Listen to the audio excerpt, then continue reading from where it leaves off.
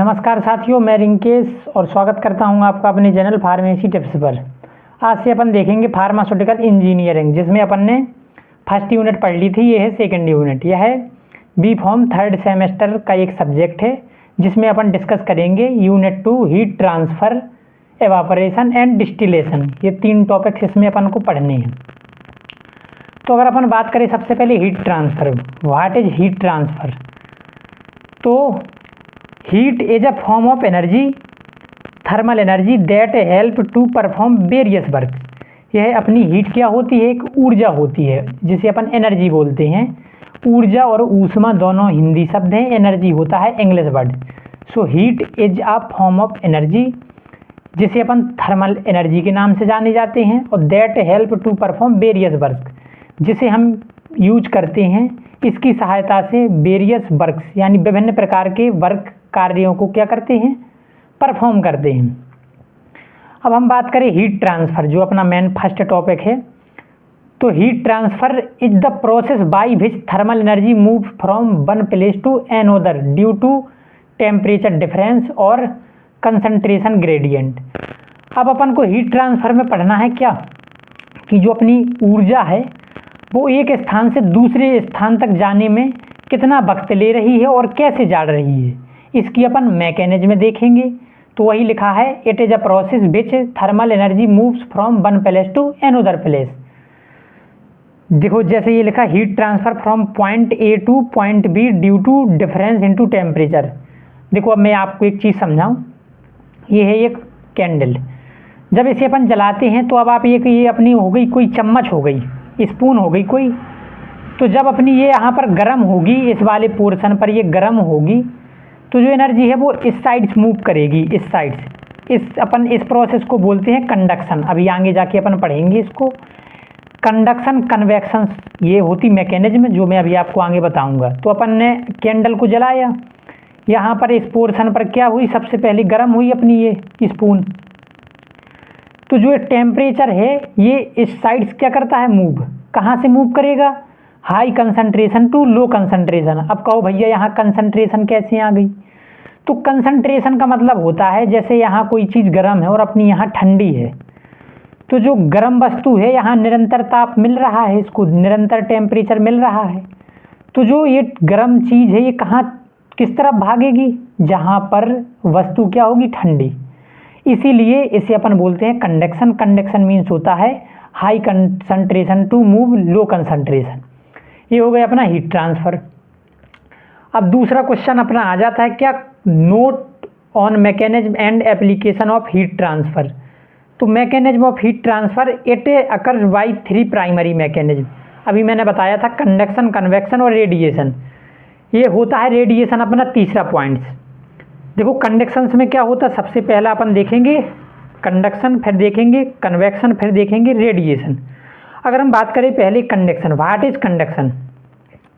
तो it is the transfer of heat through direct contact between particles without the movement of particles itself in this heat flow from the higher temperature region to lower temperature region across concentration gradient due to collision of molecules. देखो अभी कुछ समझ में नहीं आया, अब मैं आपको हिंदी में बता रहा है ये चीज़।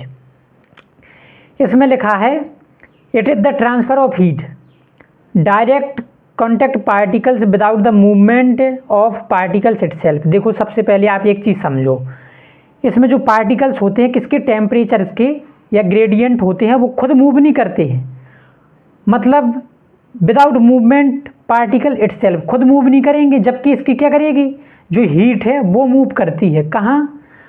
ठंडी वस्तु की तरफ, यानी high temperature region to lower temperature region, यानी अधिक सांद्रता वाले रीजन से अधिक टेम्परेचर वाले रीजन से कम टेम्परेचर वाले रीजन्स की ओर मूव करती है। ये हो गया क्या? जैसे ये हो गया ग्रेडियंट। और ये क्या है अपना? ये है अपना टेम्परेचर। तो जो टेम्परेचर है यहाँ अपन ने रखी, यहाँ अपन ने दिया ताप, कैंडल के माध्यम से ताप दिया, तो जो अपना टेम्परेचर है वो ऐसे मूव करेगा गर्म से ठंडी वस्तु की ओर। आप यार सब्जी बनाते हो, आपने देखा होगा जो सब्जी बनती है तो आप चम्मच रख दो कढ़ाई में, अगर आप चम्मच रख देते हो तो एक समय वो पूरी चम्मच क्या हो जाती है? गर्म।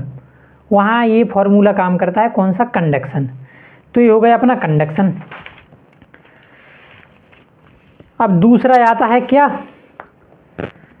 दूसरा है कन्वेक्शन।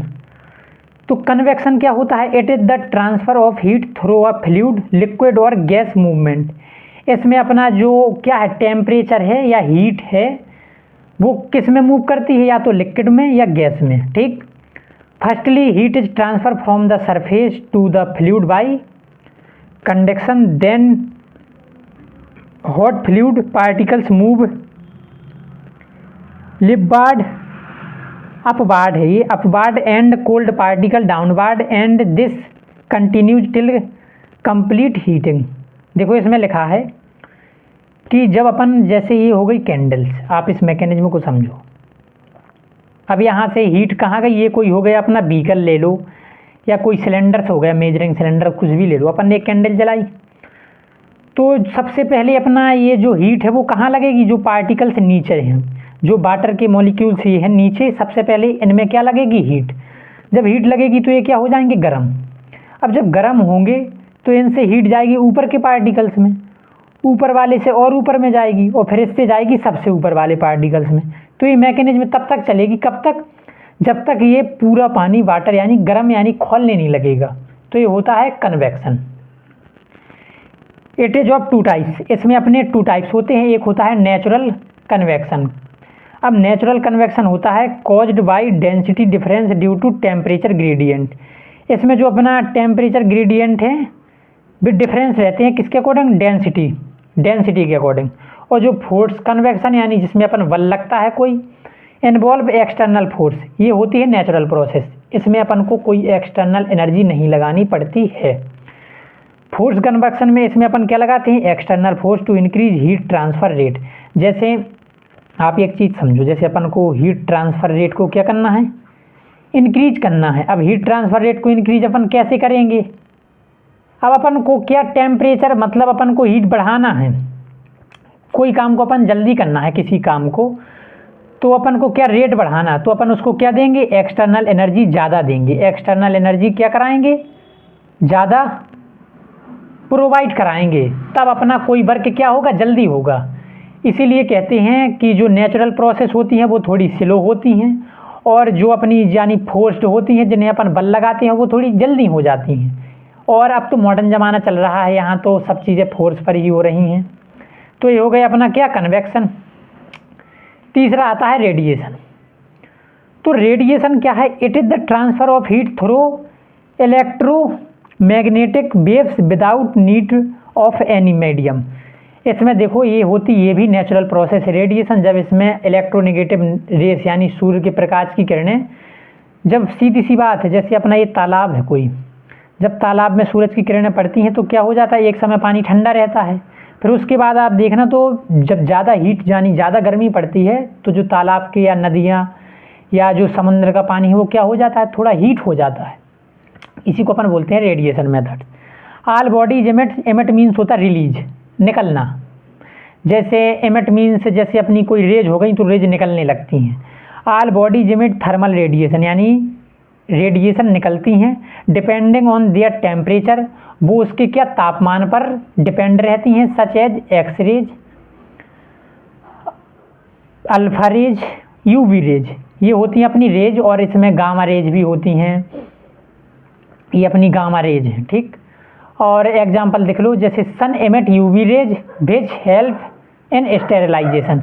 तो इसमें क्या होगा, सन मीन्स सूरज, एमिट मीन्स रिलीज करता है क्या, यूवी रेज, और which help in sterilisation. Sterilisation means होता है क्या, जैसे अपने कोई मॉलिक्यूल्स होते हैं और अपना कोई जैसे क्या हो गया इंस्ट्रूमेंट होते हैं, अपन उनको स्टेरिलाइज करते हैं ताकि जो उसमें माइक्रो ऑर्गेनिज्म है वो क्या हो जाए, किल। और वो किल तभी होते हैं जब अपन स्टेरिलाइज वाटर यानी गर्म पानी में उनको डालते हैं। तो स्टेरिलाइज मीन्स होता है गर्म वाटर, जो अपना वाटर है वो गर्म हो जाएगा, ठीक। इसी को अपन बोलते हैं रेडिएशन। अब बात करें इसके एप्लीकेशन की, तो इसके एप्लीकेशंस क्या हैं, heat transfer is used in various application. सबसे पहले आता है स्टेरिलाइजेशन। मैंने अभी बताया स्टेरिलाइजेशन क्या होता है, इट इन्वॉल्व द रिमूवल या eliminate of micro organism from any surface by using heat. इसमें अपन ऑटोक्लेव मशीन होती है, अभी आप पढ़ोगे आगे।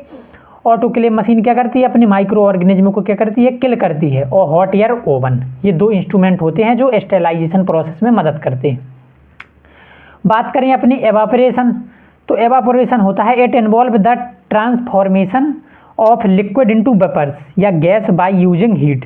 इसमें देखो अपना वाटर रहता है, सबसे पहले अपन उसको हीट देते हैं तो वो लिक्विड क्या हो जाता है, वेपर यानी गैस में परिवर्तित हो जाता है, जैसे कि boiling water, concentration of solution etc. अब एवापोरेशन अपन क्यों करते हैं, मैं अभी आपको ऐसे ही बता दे रहा। एवापोरेशन करते हैं ताकि जो अपना प्रोडक्ट है वो प्योर फॉर्म में, बिल्कुल प्योर यानी अप्रॉक्स से 99% प्योर हो, इसीलिए हम इस प्रोसेस का यूज करते हैं, किसका, evaporation.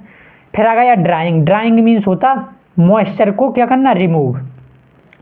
It is one of the most important and common use of heat which involve removal of moisture या water from any surface by using heat. Example drying of clothes या spray drying. देखो जो अपने कपड़े होते हैं, अपन कपड़ों को भिगो देते हैं और या उनको मतलब धुल देते हैं, और फिर आप कहाँ डाल दो उसको, आप छत पर या मतलब सनलाइट जहाँ भी आपकी आ रही है सूरज की किरणें वहाँ डाल दो, तो एक समय बाद क्या हो जाएगा, ड्राई, वो सूख जाएंगे। तो अपन इसमें यानी ड्राइंग में यूज कर सकते हैं। और ड्राइंग मेनली बना होता है फार्मास्यूटिकल कंपाउंडों के लिए, जिसमें अपन अपने फार्मास्यूटिकल प्रोडक्ट से मॉइस्चर को क्या करते हैं, रिमूव करते हैं। बात करें डिस्टिलेशन, तो डिस्टिलेशन में भी क्या होता है, इसमें अपना प्योर फॉर्म होता है किसका, कोई मटेरियल का, इसमें भी अपन को प्योर फॉर्म मिलता है। और एवापोरेशन में क्या होता है, जो मतलब ये एवापोरेशन और डिस्टिलेशन क्या है, थोड़ा डिफरेंट है। देखो डिस्टिलेशन एक पूरी प्रोसेस है और एवापोरेशन उसकी क्या है, एक मैकेनिज्म। उसमें अपने जो केमिकल्स होते हैं वो क्या करते हैं, एवापोरेट यानी गैस के फॉर्म में, प्योर फॉर्म में अपन उसको कलेक्ट करते हैं। तो अब इसकी अपन डेफिनेशन देखें तो distillation it involve the separation of the components from a mixture on the basis of their different boiling point by using heat. इसमें देखो अपन क्या करते हैं, अपन को जैसे आप समझो, पहले देखो चीज़ें समझी जाती। सबसे पहले आप क्या लो, अपन ले लो क्या, एक ये केमिकल्स हो गया BCD, ये अपने 4 टाइप्स के क्या हैं केमिकल्स। इसका बॉइलिंग पॉइंट है 18, इसका है कितना 19, इसका 20 और इसका 110, ये है क्या बॉइलिंग पॉइंट। अब ये है अपन को, ये एक पूरे क्या बीकर में है, एक पूरे बीकर में ये चारों हैं सब्सटेंस। अब कोई कहे कि इनमें कौन सा प्योर फॉर्म में और इसको आप अलग अलग करो, तो देखो अपन को इनका बॉइलिंग पॉइंट पता है, लेकिन अपन को ये पता नहीं कि ये कौन सा सॉल्यूशन है। और इनका नेम भी पता है कि जैसे 18 का बेंजीन है, इसका एल्कोहल है। तो अपन क्या करेंगे, डिस्टिलेशन प्रोसेस को क्या करेंगे, परफॉर्म। इनमें अपन क्या करेंगे, इनमें अपन सभी सॉल्यूशन को क्या करेंगे, डिस्टिलेट करेंगे। और उसमें क्या पता लगाएंगे, डिफरेंट बॉइलिंग पॉइंट पे हमें डिफरेंट सॉल्यूशन का पता लगाते हैं। एग्जाम्पल के through flash distillation, fractional distillation, और एक और आता है बहुत इंपॉर्टेंट, स्टीम डिस्टिलेशन। ये आपको कितना अप्रॉक्स 80% पूछा जाता है पेपरों में। स्टीम डिस्टिलेशन या तो 10 नंबर में आएगा या 7 नंबर में, इसको अच्छे से करके जाना है आप। बात करें ऑब्जेक्टिव और factor affecting heat transfer. Objective means होते उद्देश्य, और फैक्टर मतलब कौन कौन से फैक्टर अफेक्ट करते हैं किसको, हीट ट्रांसफर को, वो अपन देखेंगे। तो बात करें ऑब्जेक्टिव की, तो to provide efficient heating in pharmaceutical process. इसमें अपन को क्या होता है, एफिशिएंट हीटिंग प्रोवाइड करते हैं। एफिशिएंट हीटिंग का किसमें, फार्मास्यूटिकल प्रोसेस में, जो अपनी दवाइयाँ बनाते हैं उसमें अपन इसका क्या करते हैं, यूज करते हैं। दूसरा to maintain a uniform and control temperature. इसमें अपन अपने टेम्परेचर को एक तो यूनिफॉर्म निर्धारित और मेंटेन कर सकते हैं। To minimise energy consumption during heat transfer. Minimise में होता कम करना, टू मिनिमाइज एनर्जी कंजप्शन, जो मतलब एनर्जी कंजप्शन होता है कब, हीट ट्रांसफर के समय, उसको क्या कर सकते हैं, कम कर सकते हैं इन प्रोसेस से। किससे, ये जो अपन ने अभी पढ़ी है। To maximise the rate of heat transfer. Heat transfer को क्या कर सकते हैं, मैक्सिमाइज कर सकते हैं। To ensure the effective sterilisation in pharmaceutical product. जो फार्मास्यूटिकल प्रोडक्ट है उनको अपन क्या कर सकते हैं, स्टेरिलाइज कर सकते हैं। To help in drying evaporation and distillation. यह है हमारी क्या जो हीट ट्रांसफ़र है, किस किस में मदद करती है, ड्राइंग, एवापोरेशन एंड डिस्टिलेशन में अपनी क्या करती है, मदद। अब बात करें हम किसके, फैक्टर अफेक्टिंग हीट ट्रांसफ़र। तो मैनी फैक्टर, बहुत सारे फैक्टर होते हैं जो अपनी क्या कर सकते हैं, हीट ट्रांसफ़र को अफेक्ट कर दें। पहला आया था टेम्परेचर। तो जो टेम्परेचर है वो डायरेक्टली प्रोपोर्शनल होता है किसके, हीट ट्रांसफ़र के। जितनी ज़्यादा आप टेम्परेचर दोगे उतनी ज़्यादा अपनी क्या होगी, हीट ट्रांसफ़र होगी। आप चीज़ें समझो, देखो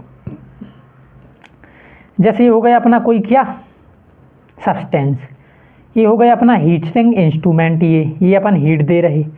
तो इसमें अपन जितनी ज़्यादा वोल्टेज अप्लाई करेंगे, जितनी ज़्यादा हीट देंगे उतनी ज़्यादा अपनी हीट तो ट्रांसफ़र होगी।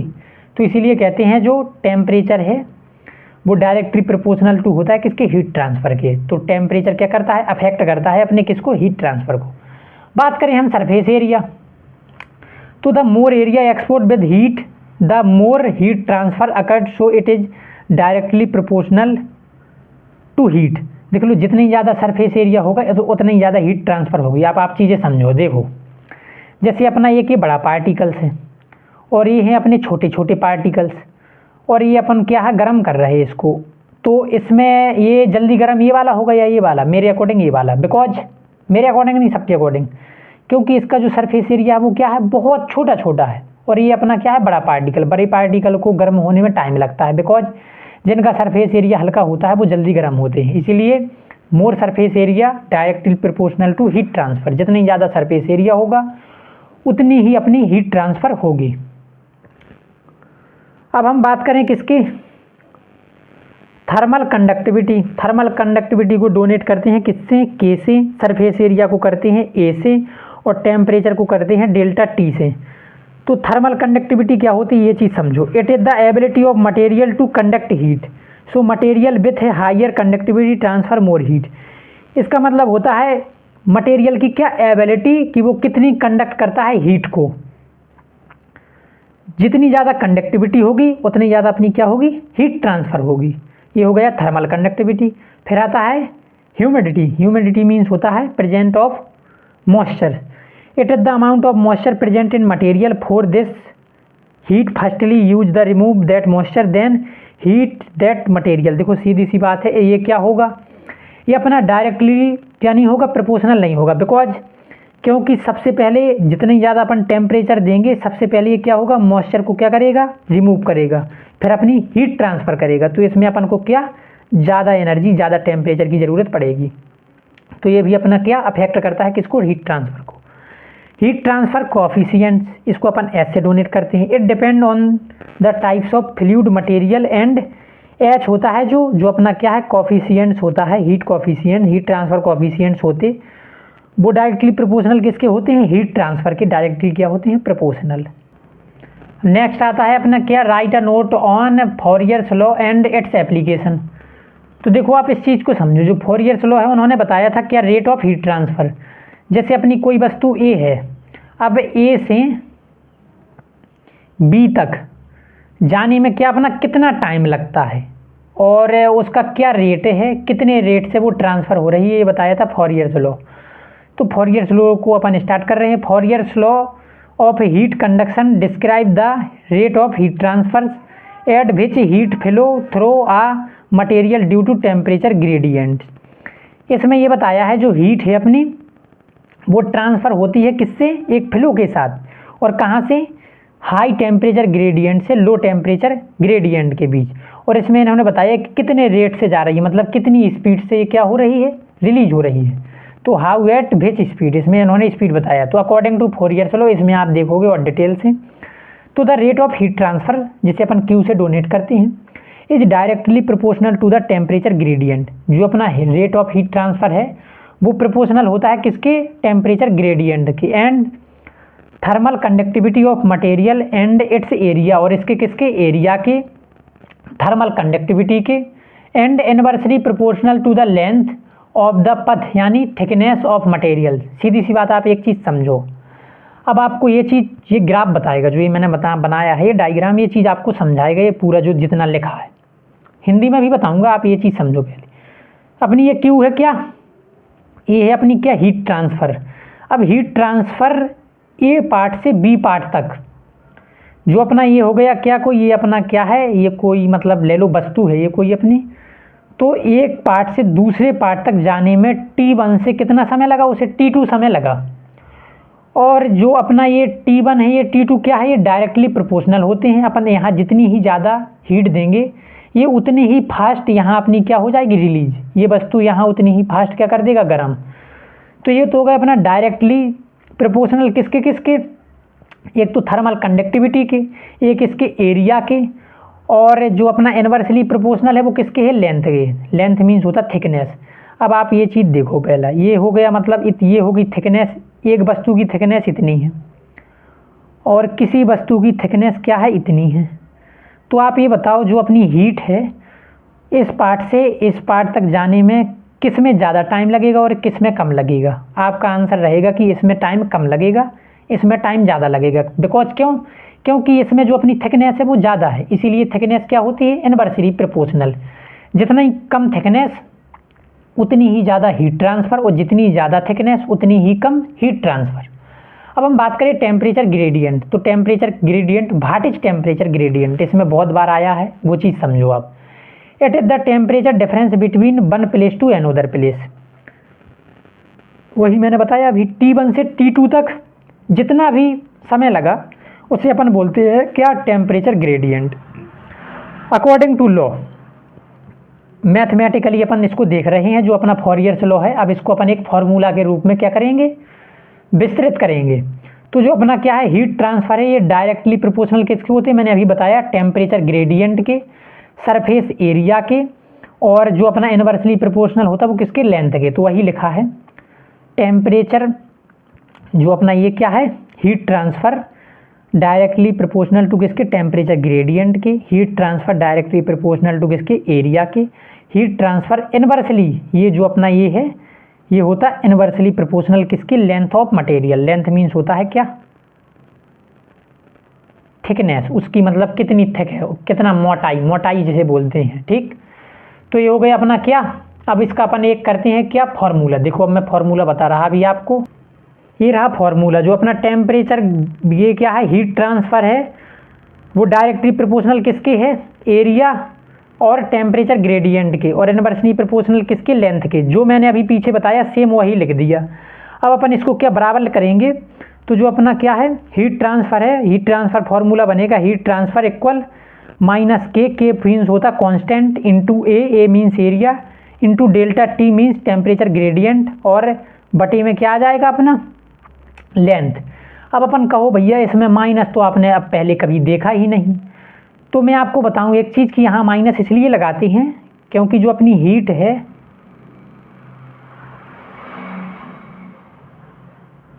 है वो कहाँ, हाई से कहाँ जा रही है, लो, हाई रीजन से लो रीजन में जा रही है। जब चीज़ हाई रीजन से लो रीजन में जाती है तो वहाँ पर माइनस लगाते हैं, और जब चीज़ लो रीजन से हाई रीजन में जाती है तो वहाँ अपन पॉजिटिव साइन लगाते हैं। इसीलिए अपन ने यहाँ किसका, माइनस साइन का प्रयोग किया है। तो अपन चीज़ें देख रहे हैं कि यहाँ अपना Q क्या है, रेट ऑफ हीट ट्रांसफ़र है, K क्या है, थर्मल कंडक्टिविटी है, A क्या है, क्रॉस सेक्शन एरिया। अभी वही है यार, एरिया और क्रॉस सेक्शन एरिया वही होता है। क्रॉस सेक्शन मतलब होता है जहाँ अपना one part two another part, यानी जो अपना ये है तो ये होता अपना क्या, क्रॉस सेक्शन एरिया। ये वाला एरिया और ये वाला एरिया के बीच का होता क्रॉस सेक्शन एरिया, ठीक। और डेल्टा टी हो गया टेम्परेचर ग्रेडियंट, और एल हो गया वही थिकनेस, लेंथ जिसे बोलते हैं अपन।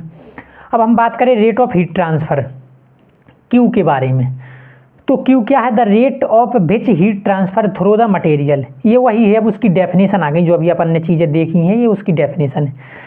तो इसे अपन ने क्या, इसकी यूनिट क्या होती है, W, जिसे अपन बोलते हैं वाट्स, ठीक। हीट ट्रांसफ़र की यूनिट होती है वाट्स, और यह क्या होता है, the rate of which heat transfer through the material. ये हीट ट्रांसफ़र का क्या होता है, एक रेशियो। बात करें थर्मल कंडक्टिविटी, तो it is the ability of material to transfer the heat. यह एबिलिटी होती है किसकी, मटेरियल की, जिससे जो है क्या करता है, हीट ट्रांसफ़र करता है। It depend on the types of material. देखो सीधी सी बात है, हीट कंडक्टिविटी होती है, जो कंडक्टिविटी का सबसे अच्छा सोर्स क्या होता है, गोल्ड। जो अपनी ये अपन क्या, विद्युत धारा जिसे अपन बोलते हैं इलेक्ट्रिसिटी, तो यहाँ अपने तार किसके लगे रहते हैं, आपने बहुत जगह एल्यूमिनियम के तार देखे होंगे, कॉपर के या मेटल्स के देखे होंगे। अब कहो भैया अगर सिल्वर होती है या फिर अपनी गोल्ड होती है सबसे अच्छी कंडक्टिविटी, तो अपन सोने की तार क्यों नहीं लगाते? तो भाई ये है भारत, यहाँ चोरियाँ बहुत जल्दी होती हैं। आपका सोना कोई चुरा ले जाएगा और सरकार को क्या हो जाएगा? लाखों का नुकसान। इसीलिए हम भर रहे हैं थर्मल कंडक्टिविटी, जिसे अपन के से डोनेट करते हैं। तो यह एबिलिटी होती है किसकी? मटेरियल की। हीट ट्रांसफ़र करने की एबिलिटी होती है किसी मटेरियल की। इसमें अपनी विभिन्न प्रकार की मेटल्स आती है, जैसे मेटल्स हो गए, कॉपर्स हो गए, और इसका यूनिट क्या होता है? W/m-K, ये होती है अपनी यूनिट। अब हम बात करें टेम्परेचर डिफरेंस, तो टेम्परेचर डिफरेंस क्या होता है? It is the temperature difference between two place या two sides of the material. The greater the difference the higher the rate of heat difference. देखो सीधी सी बात ये है, इसमें ये बताया गया जैसे अपने दो पोर्शन है, ठीक, ये देखो आप, ये ध्यान से, तो ये हो गया ए वाला रीजन, ये हो गया बी रीजन। तो जो अपना यहाँ से टेम्परेचर है और यहाँ तक पहुँचने में उसको कितना समय लग रहा है, कितना टाइम लग रहा है, उसी को अपन बोलते हैं डिफरेंस। इसे जानते हैं अपन टेम्परेचर डिफरेंस के नाम से, ठीक। और जो अपन ये टेम्परेचर की, आप इसकी टेम्परेचर डिफरेंस की तो जानते होंगे, इसे अपन सेल्सियस में नापते हैं या केल्विन में। और एक और होता है टेम्परेचर जिसे अपन फ़ारेनहाइट में भी नापते हैं, ठीक। कभी कभी फीवर ईवर नहीं आ जाता तो उसे अपन सेल्सियस या फ़ारेनहाइट में नापते हैं, ठीक है। बात करें क्रॉस सेक्शन एरिया, तो क्रॉस सेक्शन एरिया क्या होता है? The area through which heat is being conduct, the longer the larger the area the greater the heat transfer. जितनी ज़्यादा सरफेस एरिया होगा, अभी मैंने आपको बताया, उतनी ही अच्छी अपनी क्या होगी? Heat transfer. इसे अपन स्क्वायर मीटर के अकॉर्डिंग मापते हैं, इसकी जो यूनिट है वो स्क्वायर मीटर होती है।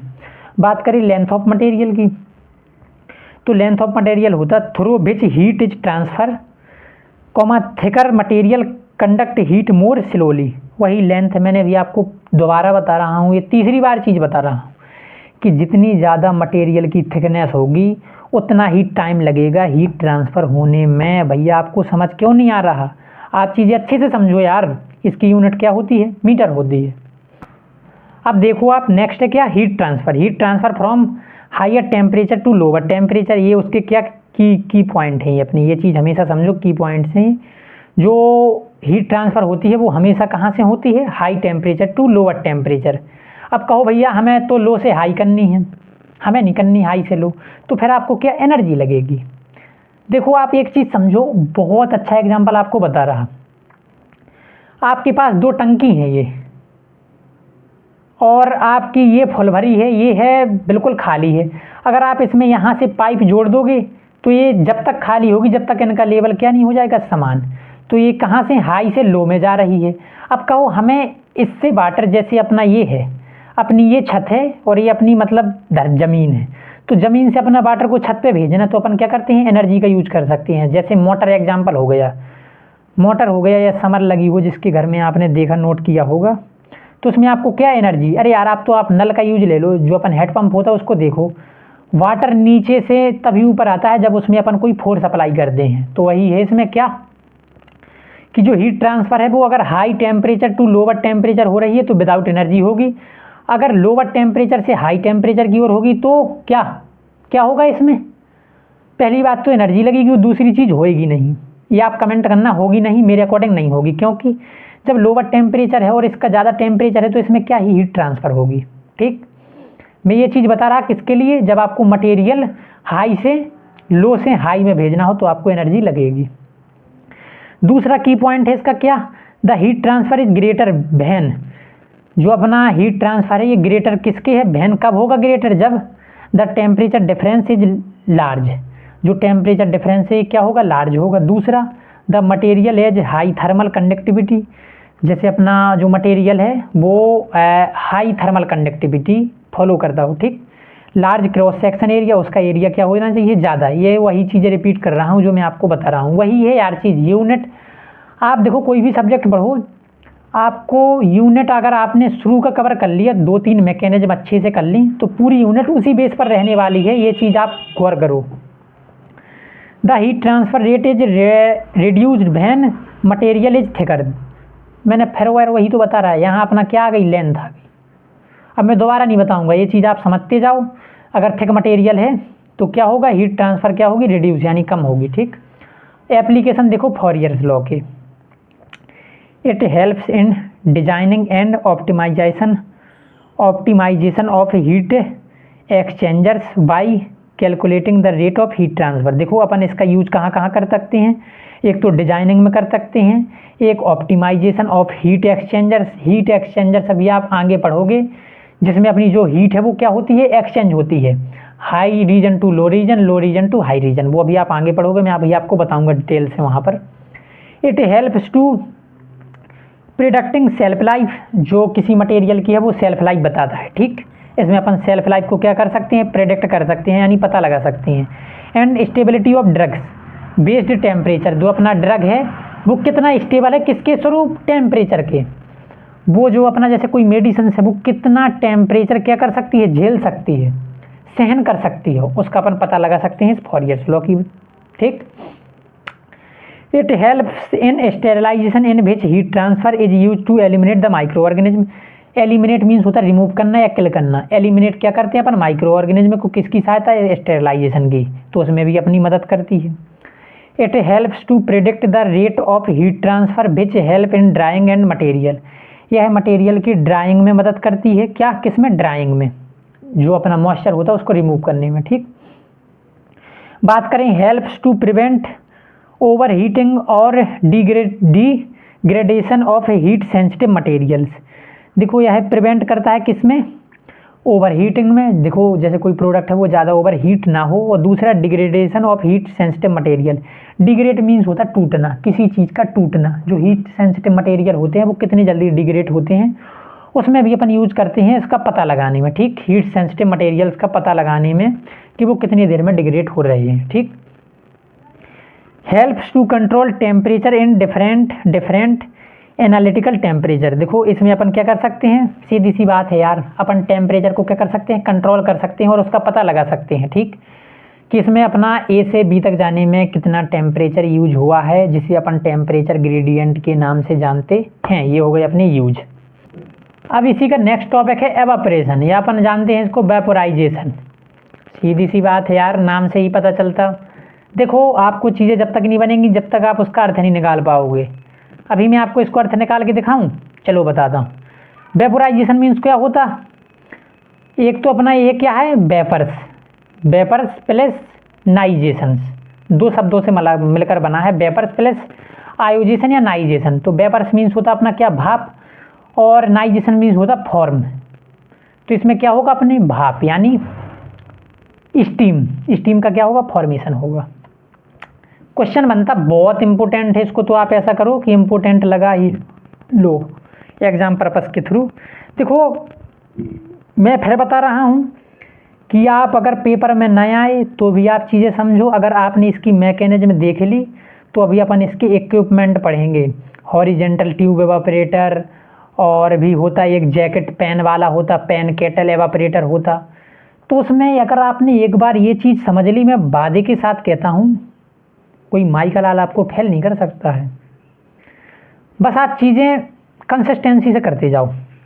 क्वेश्चन बनेगा, क्वेश्चन भी मैंने लिख दिया इसलिए क्योंकि क्वेश्चन बनता ही, define and classify evaporation, write a short note on objective and factor affecting evaporation. देखो आप एक चीज़ और समझो ध्यान से, राइट अ शॉर्ट नोट। अब देखो बच्चे हैं यार, दोस्त हैं, मैं भी था पहले, जो शॉर्ट नोट देखते हैं तो बच्चे लिखाते हैं कितना, एक पेज का लिखाते बस। वो कहते हैं कि शॉर्ट पूछा, शॉर्ट मीन्स होता हल्का, शॉर्ट नोट का मीन्स होता पूरा आइडेंटिफाई करो, ब्रीफली आइडेंटिफाई। तो अगर अपन देखें क्या, डिफाइन एंड क्लासीफाई एवापोरेशन। सबसे पहले अपन देखते हैं एवापोरेशन, फिर अपन देखेंगे इसके क्या ऑब्जेक्टिव और फैक्टर अफेक्टिंग। तो बात करें what is evaporation. Evaporation it is a process in which liquid is converted into vapours. जो अपना लिक्विड है, लिक्विड होता क्या, वाटर हो गया या अदर सब्सटेंस हो गए जो लाइक लिक्विड हो, और वो कन्वर्ट हो जाए किसमें, वेपर्स में। किसकी सहायता से, हीट की सहायता से। किसकी सहायता से, जो अपना देखो ये हो गई हीट, ये हो गया लिक्विड, ये हो गई वेपर्स, इसकी सहायता से ये वेपर्स में फॉर्म हो जाए, उसी को अपन बोलते हैं एवापोरेशन। ठीक, अब तो समझ गए हो गए। या फिर इसकी सहायता से अपना वाटर है वो वेपर फॉर्म में हो जाए, इसको बोलते हैं एवापोरेशन। यार एक ही चीज़ है, दोबारा बता रहा मैं। ये हो गया अपना सन। सन भी अपनी क्या देता है, हीट देता है, एनर्जी देता है। और जो अपना हीट है ये होती है आर्टिफिशियल, ये होती नेचुरल हीट, ठीक है। तो अपन देखें, it is the process which involve the removal of solvent from a solution या suspension to form a surface. देखो ये चीज़ समझो, ये इम्पोर्टेंट है। It is the process which involve the removal of solvents. इसमें अपन क्या करते हैं, सॉल्वेंट होता है लिक्विड्स, लिक्विड को अपन क्या करते हैं, रिमूव करते हैं। किससे, या तो सस्पेंशन से करेंगे या अपन सॉल्यूशन से। और सॉल्यूशन क्या होते हैं, जो सॉल्यूट प्लस सॉल्वेंट दोनों से मिलके बने होते हैं, वही अपनी सस्पेंशन होते हैं। अब हम बात करें, इसको अपन किस किस नाम से जानते हैं, आल्सो नोन एज वेपोराइजेशन, जिसमें अपनी लिक्विड होती है किसमें, गैस में form. It is widely use in pharmaceutical industries for various application. Application means होता है यूजेज। इसका हम वाइडली यूज कर सकते हैं, किसमें करते हैं, फार्मास्यूटिकल इंडस्ट्री में, to formulation, preparation, designing, synthesis of pharmaceutical compound, ठीक, उसमें यूज कर सकते हैं। देखिए हम इसके ऑब्जेक्टिव मीन्स होता है इसके क्या उद्देश्य, अपन इसको क्यों पढ़ते हैं, ठीक। तो to increase the concentration of solution, अपन इसमें सॉल्यूशन की क्या कंसंट्रेशन को क्या कर सकते हैं, increase by removing of excess solvent. ये चीज़ आप यार ध्यान से समझो। देखो आप एक चीज़ समझो, जैसे अपना कोई ये क्या है, ये सॉल्यूशन है, तो सॉल्यूशन अपना किस किस से मिलके बना होता है, एक तो अपना किससे, सॉल्यूट से, एक होता सॉल्वेंट से। अब अपन ने ये प्रोसेस लगाई, ये वाली ये प्रोसेस अपन ने लगाई, कौन सी, एवापोरेशन। तो एवापोरेशन का काम क्या रहता है, सॉल्वेंट को रिमूव करना। जब सॉल्वेंट रिमूव हो जाए तो अपना क्या बचेगा, सॉल्यूट ही तो बचेगा। सॉल्यूट क्या होता है, सॉल्यूट अपना होता है क्या, एक इंक्रीज, एक कंसंट्रेशन होता है, कैसा, थिक होता है, जिसमें अपना मॉइस्चर नहीं रहता, ड्राइड फॉर्म में रहता है। जब सॉल्वेंट हट जाएगा तो क्या अपना सॉल्यूट किस में आ जाएगा, ड्राइड फॉर्म में। तो वही बताया गया, to increase the concentration of solution by removing excess solvents, ठीक, to remove impurities and contamination from a solution. देखो इसे अपन जानते हैं प्यूरिफिकेशन नाम से भी जानते हैं, किसको, एवापोरेशन को। अब कहो कैसे, देखो जैसे अपना कोई माइक्रो ऑर्गेनिज्म है, पेस्ट वगैरह हो गए और पेस्टिकल्स हो गए, बेसाइकल्स हो गए, ये फंगस हो गए। देखो जब अपन सॉल्यूशन या फार्मास्यूटिकल इंडस्ट्री में अपन कोई प्रोडक्ट बनाते हैं, तो जो अपना माइक्रो ऑर्गेनिज्म है वो अपने प्रोडक्ट को क्या कर देते हैं, कंटामिनेट कर देते हैं। तो इसीलिए अपन इसका यूज कर सकते हैं क्या, इसे अपन स्टेरिलाइजेशन प्रोसेस भी बोलते हैं। अगर आपका देखो, वो कहते हैं ना, बॉयल पानी अपन क्यों पीते हैं, बॉयल पानी इसलिए पीते हैं ताकि वाटर की इम्प्योरिटीज क्या हो जाए, नष्ट हो जाएं। इसीलिए अपन एवापोरेशन का यूज कर सकते हैं, ताकि अपनी जो इम्प्योरिटीज हैं या कंटामिनेशन है उसको कम करने के लिए, ठीक। To remove moisture from product, जो अपना फार्मास्यूटिकल प्रोडक्ट है उससे मॉइस्चर को रिमूव करने के लिए इसका यूज किया जाता है। फिर आता है क्या, to concentrated active pharmaceutical ingredient, API को कंसंट्रेटेड फॉर टैबलेटिंग कैप्सूल्स और अदर फॉर्मुलेशन। जो अपनी दवाइयाँ होती, कैप्सूल्स होती हैं, उनको क्या कर सकते हैं अपन, कंसंट्रेट कर सकते हैं, जैसे एपीआई कहती है, एक्टिव फार्मास्यूटिकल इंग्रेडिएंट। देखो मैं बार बार बता रहा हूँ, एपीआई होते हैं अपने क्या, एक्टिव पदार्थ, जो अपना थेरापोटिक, मतलब थेरापोटिक यूजेज जिसे अपन कहते हैं ना। देखो एक होता है एक्सिपिएंट्स, एक होते अपने एडिटिव्स, एक होता है एपीआई, एक होता ड्रग्स, एक होते बाइंडर्स। तो जो अपने ड्रग्स हैं और एक्सिपिएंट्स हैं, तो ड्रग का एक पर्टिकुलर क्या रहता है, रोल रहता है डिसीज को ठीक करने में, जबकि एक्सिपिएंट का यूज होता है हमारे ड्रग की बल्कनेस, उसकी मात्रा को बढ़ाने में, ठीक। नेक्स्ट आ गया, to remove water from aqua solution, water को रिमूव करने में। To reduce the weight of substance, जैसे कोई सब्सटेंस है उसका वेट ज़्यादा है तो अपन एवापोरेशन कर दो, उसका वेट क्या हो जाएगा, कम हो जाएगा। अदर्स में क्या है, waste water treatment, waste water treatment में इसका यूज किया जाता है। ड्राइंग फॉर इंटरमीडिएट कंपाउंड, वे बीच के कंपाउंड माने जाते हैं, उनको अपन ड्राइंग कर सकते हैं। प्यूरिफिकेशन मतलब प्यूरिफाई कर सकते हैं किसको, केमिकल्स को। ये भी आप याद रखो, एग्जाम पर्पज से, ठीक है। उसी क्वेश्चन में कभी कभी ये भी 7 नंबर में आ जाता कि पूरा क्वेश्चन ना पूछ के आपसे पूछ लेगा what is the factor affecting of evaporation, तो आपको ये लिखना है, ठीक है।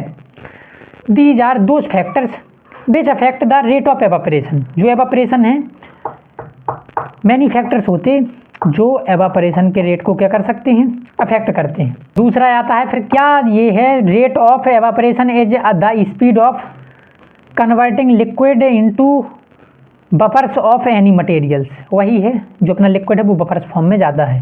अब it depend of following factor, यह फॉलोइंग फैक्टर पे वर्क करता है, जैसे कि boiling points. Boiling points means होता है उसकी उबलने की क्षमता। जैसे अपना वाटर है तो उसका बॉइलिंग कितना होता है, 100 डिग्री सेल्सियस। 100 डिग्री सेल्सियस से अपना वाटर उबलने लगता है। हर केमिकल्स का, हर लिक्विड का अपना अलग अलग बॉइलिंग पॉइंट्स होता है, ठीक है। आशा करता हूँ आप समझ गए होंगे। नेक्स्ट आता है टेम्परेचर, थर्ड है सरफेस एरिया, 4 है बफर प्रेशर, 5 है ह्यूमिडिटी। आप ये तो हमेशा याद रखो कि ह्यूमिडिटी को तो हमेशा लेके चलना, ठीक है, क्योंकि ह्यूमिडिटी होता है प्रेजेंस ऑफ मॉइस्चर, ठीक है। प्रेजेंस ऑफ मॉइस्चर या presence of as positive ion, OH negative ion, ठीक। सबसे पहले हम बात करें बॉइलिंग पॉइंट्स की, तो बॉइलिंग पॉइंट होता है it is the temperature for a particles liquid at which liquid start to boil and convert into buffer. वही है जो अपना लिक्विड है वो क्या होने लगे, बॉयल होने लगे, ठीक। उसी को अपन किस में बॉयल, बफर्स फॉर्म में होने लगे अपना लिक्विड, उसी को अपन बोलते बॉइलिंग पॉइंट। हर लिक्विड का मैंने अभी बताया कि डिफरेंट होता है, ये भी बताया कि वाटर का बॉइलिंग पॉइंट 100 होता है, सब बता चुका चीज़ें आपको। आप इसका ये चीज़ समझो कि बॉइलिंग पॉइंट होता जो वो डायरेक्टली इनडायरेक्टली प्रोपोर्शनल होता, मतलब इनवर्सली प्रोपोर्शनल होता किसका, एवापोरेशन के। तो इसमें वही बताया गया है, देखो ये इनवर्सली प्रोपोर्शनल होता है बिकॉज एक चीज़ आप समझो, जितनी ज़्यादा बॉइलिंग पॉइंट होगा और उतना ही ज़्यादा अपना क्या होगा, ये अपनी प्रोसेस है कितनी होगी, मतलब स्लो होगी, क्योंकि अपन को ज़्यादा हीट की ज़रूरत पड़ेगी। बिकॉज जैसे किसी का बॉइलिंग पॉइंट 500 डिग्री सेल्सियस हो, किसी का 100 है, तो जो 100 वाला है वो थोड़ी सी हीट में या थोड़े से एवापोरेशन प्रोसेस में बॉयल होने लगेगा, और जो 500 वाला है उसमें अपन को हीट ज़्यादा लगेगी। तो ये क्या होता है, इनवर्सली प्रोपोर्शनल। और जो टेम्परेचर है, तो टेम्परेचर होता है डायरेक्टली प्रोपोर्शनल, ठीक। जितनी ज़्यादा आप टेम्परेचर लगाओगे उतनी ज़्यादा रेट ऑफ एवापोरेशन ज़्यादा होगा। सरफेस एरिया होता, जितनी ज़्यादा अपना सरफेस एरिया होगा उतनी ज़्यादा एवापोरेशन रेट होगा। बफर प्रेशर जितनी ज़्यादा होगा उतनी ज़्यादा रेट ऑफ एवापोरेशन होगा। ह्यूमिडिटी होती इनवर्सली, बिकॉज जितनी ज़्यादा प्रेजेंस ऑफ मॉइस्चर होगा उतनी कम एवापोरेशन प्रोसेस होगी, because presence of moisture reduce evaporation process.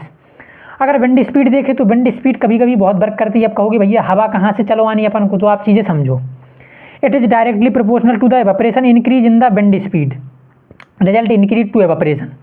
देखो विंड स्पीड होती है, मतलब जैसे अपन आप फैन नहीं लगा देते हैं, फैन क्या रोल प्ले करती हैं अपनी एवापोरेशन में, कि एवापोरेशन की अपनी स्पीड को क्या करते हैं, इंक्रीज कर सकते हैं, बस वही यही वर्क करते हैं अपनी, ठीक है। तो ये हो गए अपने क्या, फैक्टर अफेक्टिंग। बात करें इसके क्लासिफिकेशन की, तो एवापोरेशन आर दोज डिवाइस या equipment which are use to evaporation converting liquid into bubble by using heat. It is 4 types. देखो ये टाइप्स अभी मैं बताए दे रहा, बाकी इसके इक्विपमेंट्स आपको बाद में बताऊंगा, क्योंकि वीडियो हो गई बहुत लॉन्ग, अप्रोक्स 45 मिनट की वीडियो हो जाएगी टोटली, ठीक।